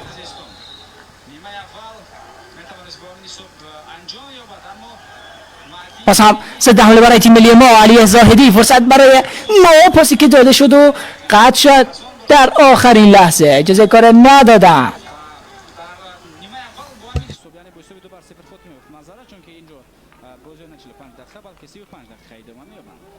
و در نیمه دوم در دقیقه 44 مهدی ابراهیمی یک گل رو به ثمر رساند و در دقیقه 51 باشد یک گل دیگر رو احمد زکریو به هدف رساند در دقیقه 51 و اوسو رو دو بردونم بود. یعنی یک کامبک رو شما متوجه کردید. باز هم یکی از بازیکنان ایران روی زمین افتاده. علی زاهدی درگیر هست و خطای بازیکن ایران اعلام شد. به خوبی اجازه کار نداد علی زاهدی کاپیتان تیم ملی ما.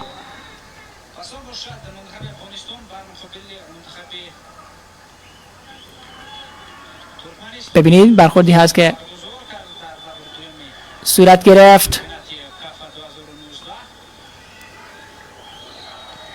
اگر تیم ملی ما این بازی ببره به صورت مشترک با تاجیکستان در رده اول قرار خواهد گرفت، هرچند که تفاضل گل تاجیکستان بهتر هست. فرصت برای ارسال توپ داریم. ببینیم که از این فرصت چه کار میکنند. فرصت شوت زنی هست، این ضربه از راه دور، توپی که نفسکش از کنار دروازه به بیرون رفت، نفسگیر بود این ضربه توسط علی زاهدی، یکی از بازیکنان خوب و خوش استایل ما هست که تهدید کرد دروازه کاپیتان تیم ملی ایران آریا حسین فر.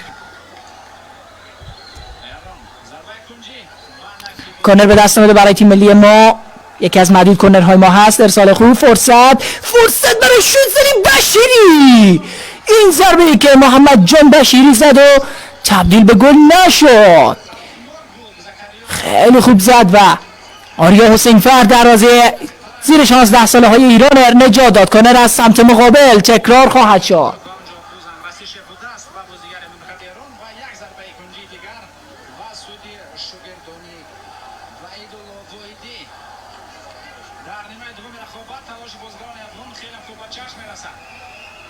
ببینیم که خود بشیری چگونه میفرسته توپ، میتونه هم کوتاه کار بکنه. ارسال نه چندان خوب، توپ از دست میره. حالا ضد حمله برای ایران میره که شکل بگیره، بعد اجازه ندیم که ضد حمله شکل بدن. علی زاهدی ببینید مثل یک بازیکن بزرگسال به خوبی اجازه کار نمیده و باعث میشه که عصبانی بشه بازیکن ایران و یک درگیری مختصر هم بین این دو بازیکن به وجود میاد بین شماره 11 تیم ملی ایران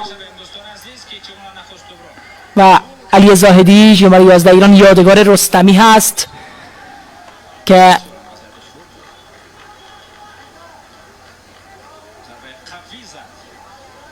اعتدال روانی خودش از دست داد، یک لحظه خواست درگیر بشه با علی زاهدی که کاپیتان با تجربه زیر 16 ساله های ما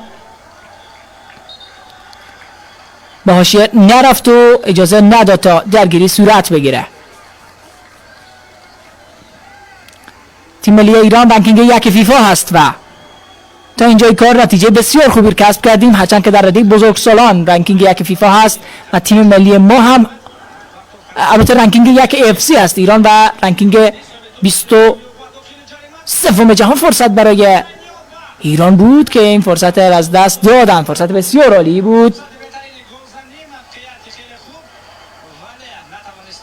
تیم ملی ما در رده 149 جهان و 29 آسیا AFC قرار دارن. 28 پله در آسیا فقط از ایران عقب هستیم و حدود 120 پله از این تیم در رنکینگ جهانی.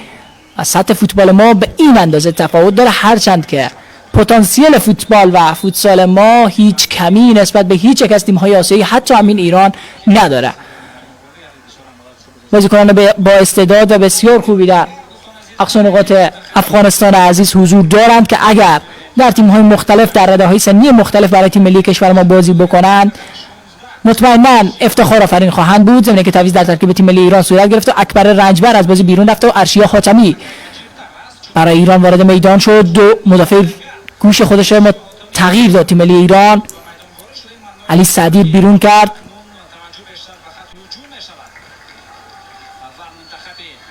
و حالا دیگر بازیکن خودش شماره 2 مدافع راست خودش رو هم تعویض میکنه، اکبر رنجبر.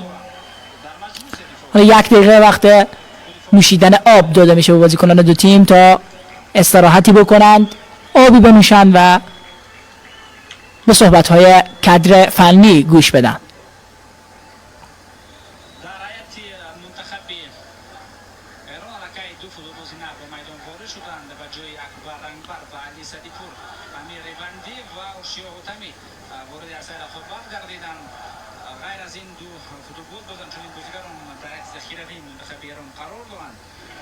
مشاهده میکنید 57 دقیقه و 19 ثانیه از این دیدار گذشته و کماکان در ورزشگاه مرکزی شهر دوشنبه در تاجیکستان تیم‌های ملی افغانستان و ایران با نتیجه تساوی بدون گل 0-0 به کار خودشان ادامه میدن. ببینید این هم صحنه‌ای هست که مهمترین و بهترین فرصت برای تیم ملی فوتبال ما از دست رفت، روی ضربه‌ای که محمد جان بشیری به توپ زد. متاسفانه نتونستیم دروازه ایران رو باز بکنیم.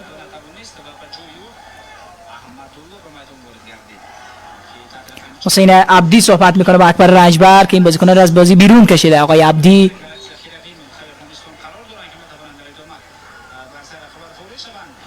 شماره 5 تیم ملی ما همایون امینی توپ بلند ارسال میکنه.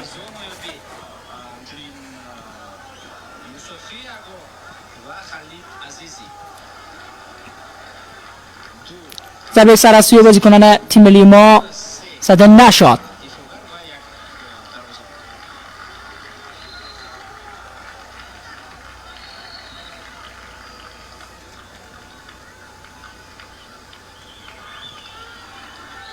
پاس خوب در میانه های میدان. شماره 9 تیم ملی ایران ارشیا کریمی توپ در اختیار داره.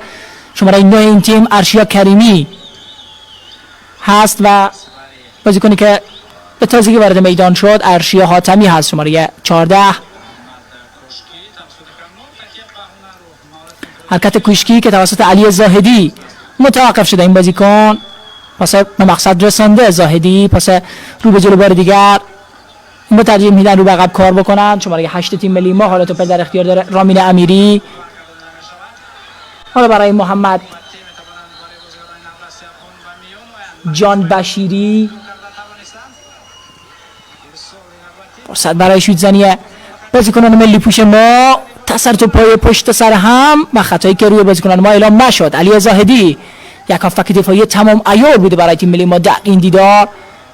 با 4-1-3-2 که تیم ملی ما بازی میکنه یکی از مرکزی ترین بازیکن های تیم ملی ما هست علی زاهدی در پست شماره 6 هافبک تدافعی ما که البته شماره 16 برتن میکنه کاپیتان تیم نوجوانان ما علی زاهدی.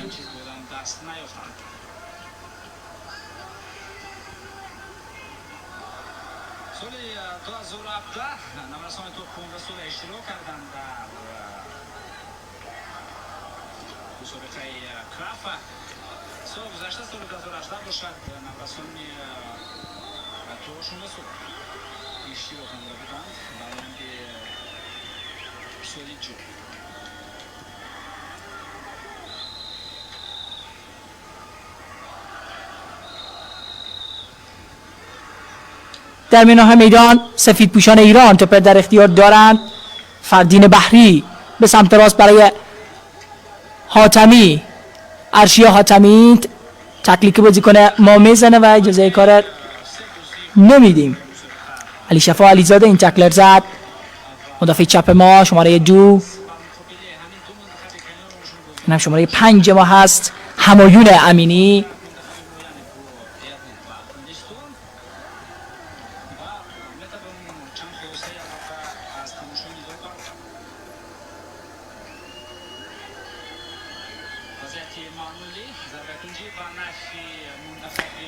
ضربه ایستگاهی که کورنر هست بالا میفرستند و خطای بازیکنان ایران اعلام شده و بازی رو باید دروازه‌بان ما باسط حمیدی به جریان بندازه.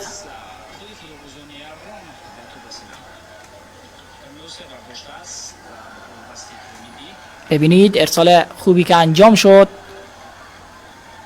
از ضربه بازیکن ایران که بعد از خطا روی علی زاهدی کاپیتان ما زده شد، هرچند که دروازه‌بان ما واسط حمیدی هم روی زمین افتاده. غیر از تغییری که در نیمه اول صورت گرفت و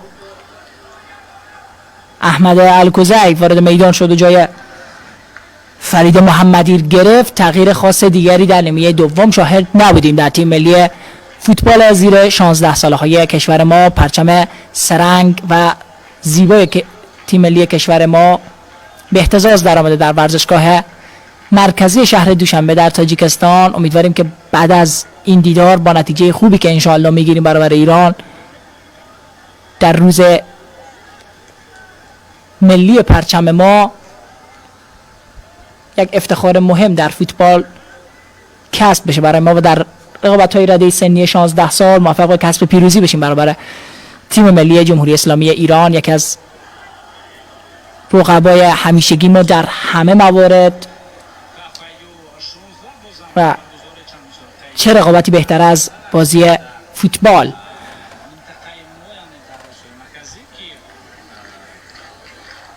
حسین عبدی سرمربی تیم زیر 16 ساله های ایران در تصویر مشخص هست.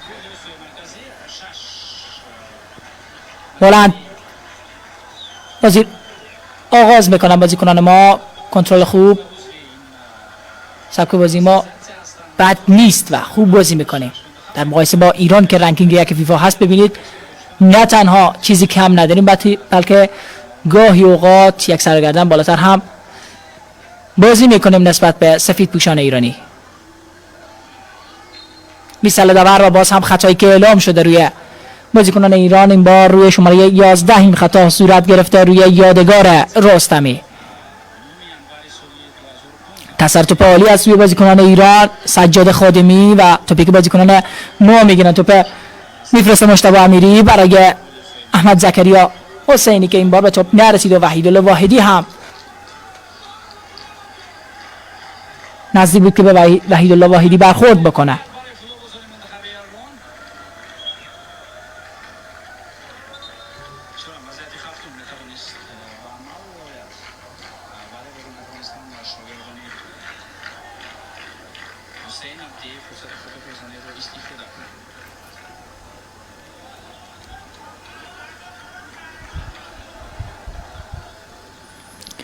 بار دیگر بازی متوقف شده و یکی از بازیکنان نوجوان ما روی زمین افتاده.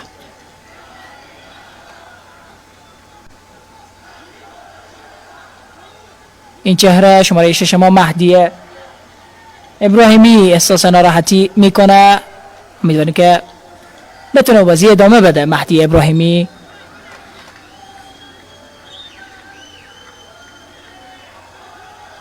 حرکت رو به جلو از علی زاهدی، 2 در برابر 3 هستیم. پاس رو به جلو علی زاهدی که در آخرین لحظه قطع شد توسط بازیکن تیم ملی ایران امیر ثقافی. این چهره علی زاهدی بازی خوبی تا اینجای کار نشان داده.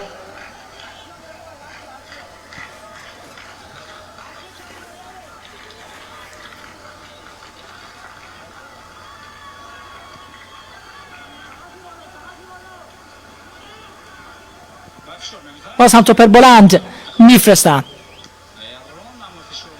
کنترل توپ با سینه توسط بازیکنان ما. علی زاهدی حرکت رو به جلو عالی از احمد زکریا حسینی. خود زکریا باید پاس بده. این زمین فوق‌العاده و گل.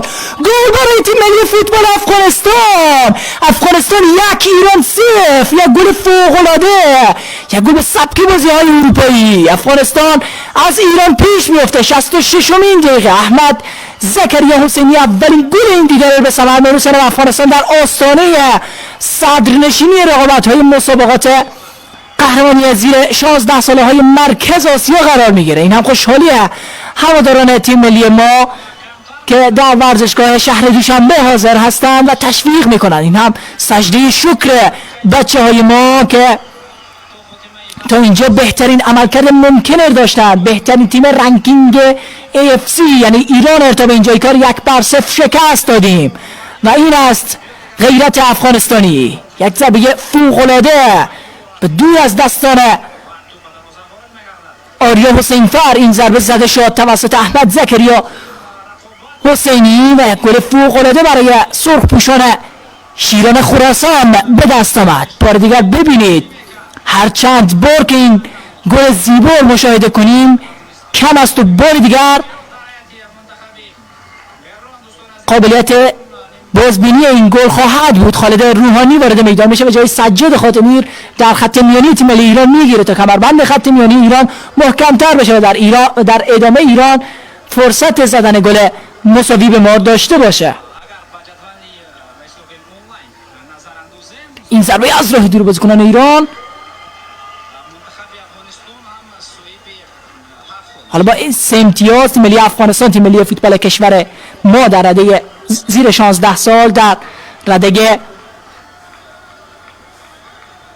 اول جدول مشترکاً قرار میگیریم با تاجیکستان با 7 امتیاز به دلیل تفاضل گل کمتر در رده دوم. هنوز با خود تاجیکستان و حتی با ازبکستان بازی داریم و اگر در او دیدارها مثل همین دیدار پرتراوت با انگیزه و زیبا مثل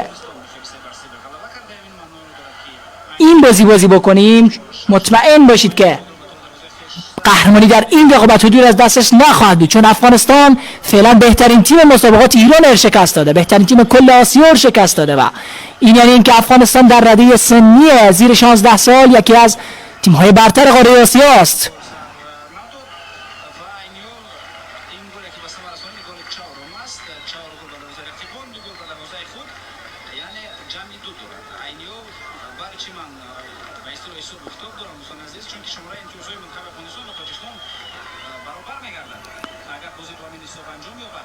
حالا از این لحظه بعد دیگر باید احساسی بازی نکنیم و چون این ضرباتی کم داشته باشیم. 2 دقیقه تا پایان، البته 1.5 دقیقه تا پایان وقت‌های قانونی در این دیدار زمان باقی است. بازی‌های زیر 16 سال در 70 دقیقه برگزار میشه، 2 نیمه 35 دقیقگی که در نیمه اول بازی 0-0 شد، در نیمه دوم در بین دقایق 65 تا 70 موفق به گلزنی شدیم. ارسال خوب، فرصت برای تیم ملی ایران، خوشبختانه باز هم از دست رفت. فقط 1 دقیقه دیگر تا پایان وقت‌های قانونی، حتی کمتر از 1 دقیقه. اگر وقت‌های قانونی و حدود 2-3 دقیقه وقت‌های اضافی تحمل بکنیم، تیم ملی خوب زیر 16 ساله های ما ایران رو هم شکست میده تا با یک عملکردی درخشان و یک پیروزی بسیار بسیار شیرین برابر همسایه ما یعنی ایران بتونیم شادی به هموطنان عزیز برگردانیم در یک روز خاص برای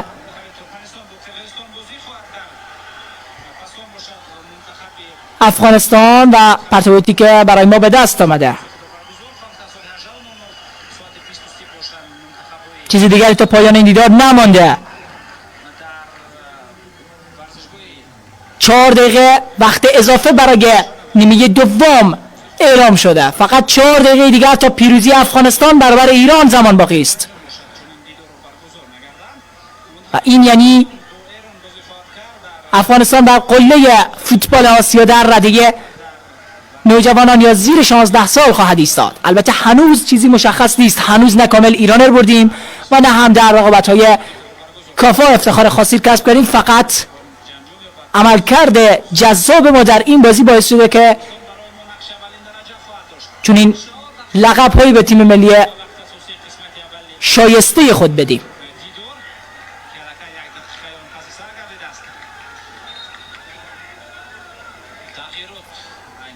تغییر برای تیم ملی ایران، تعویض‌ها نامحدود هست. شماره 6 از ترکیب تیم ملی ایران خارج میشه و جای او شماره 10 در ترکیب تیم ملی ایران میگیره.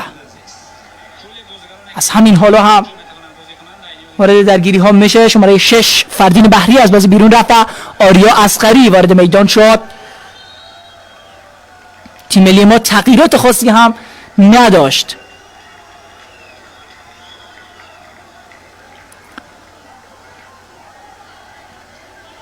شیران خراسان 1، یوز پلنگ های ایران 0. یوز های ایران لقب تیم ملی ایران هست. پاس رو به جلو، فرصت برای ایران، خطایی نیست و بازی ادامه پیدا میکنه. حالا ضربه دروازه برای تیم ملی ما به دست آمده و باسط حمیدی همین چهره باید توپ بکره تا شماره 5 ما به بازی آغاز ببخشه.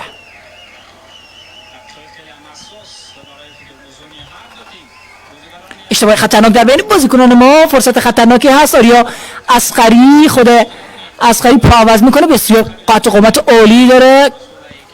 اصلا قیافه این بازیکن به بازیکنان زیر 16 سال نمیخوره. به هر شکل علی زاهدی با توپگیری عالی خودش رو گرفته و حالا پرتابیت رو اهدا کرده به ایرانی ها.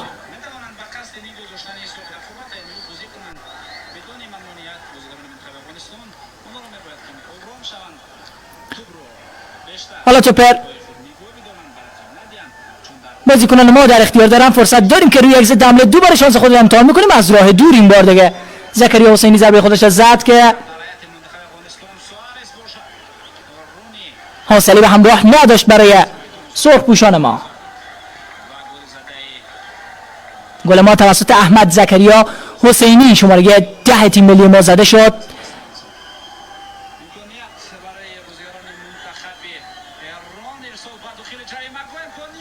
فرصت برای تیم ملی ایران بود که باز هم خوشبختانه فرصت از دست رفت.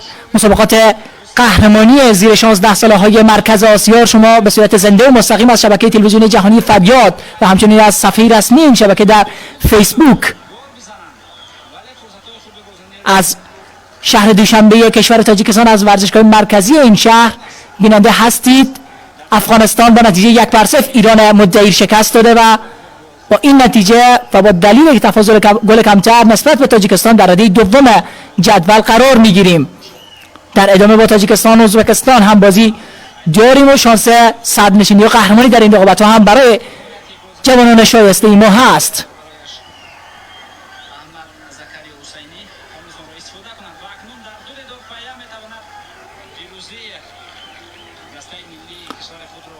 آریا حسین‌فر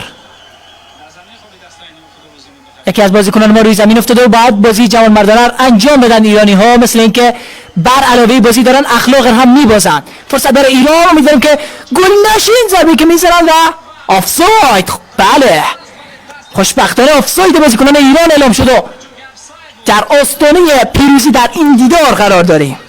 خوشبختانه آفساید شد و دروازه تیم ملی ما باز شد، اما در شرایط آفساید گل پذیرفته نیست.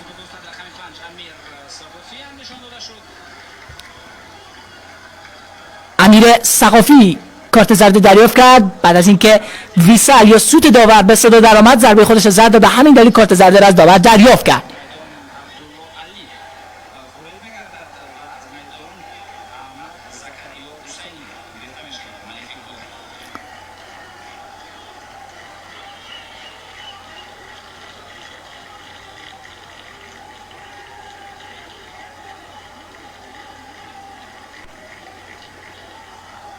مجتبی امیری هم کارت زرد دریافت کرده، مشخص نیست به چه خاطر. تغییر در ترکیب تیم ملی ما هم صورت میگیره. شماره 7 تیم ملی ما وارد میدان شده، ببینیم جای کدام بازیکن. عبدالله علی شماره 7 جای احمد زکریا زننده تک گل ما وارد میدان شده. شماره 10 از بازی بیرون رفته و شماره 7 وارد میدان شده. فرصت برای تیم ملی ما، داشتن اشتباه میکردن ایرانی ها که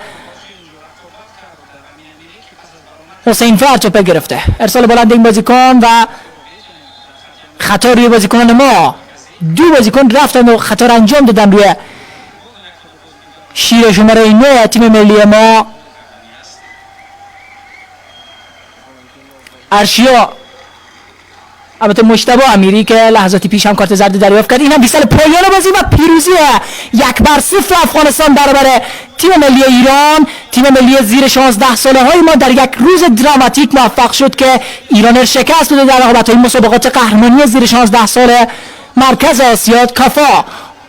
تبریک میگیم این پیروزی به تمام افغانستانی های که در کل جهان حضور دارند و این بازی را از فریاد تماشا کردن. امیدواریم که لذت برده باشید.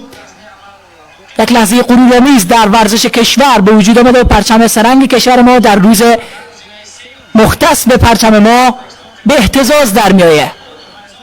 تبریک میگم این پیروزی به تمام هموطنان ما در سراسر جهان. امیدواریم که از این بازی و از گزارش این دیدار لذت برده باشید. فرامرز فیضی بودم با گزارش این دیدار. امیدوارم که در ادامه و در بقیه بازی های رقابت های زیر 16 سال مرکز آسیا با ما همراه باشید. سجده شکر بازیکنان ما حسن ختام خواهد بود برای برنامه ما. امیدواریم که لذت برده باشید. خدا نگهدار.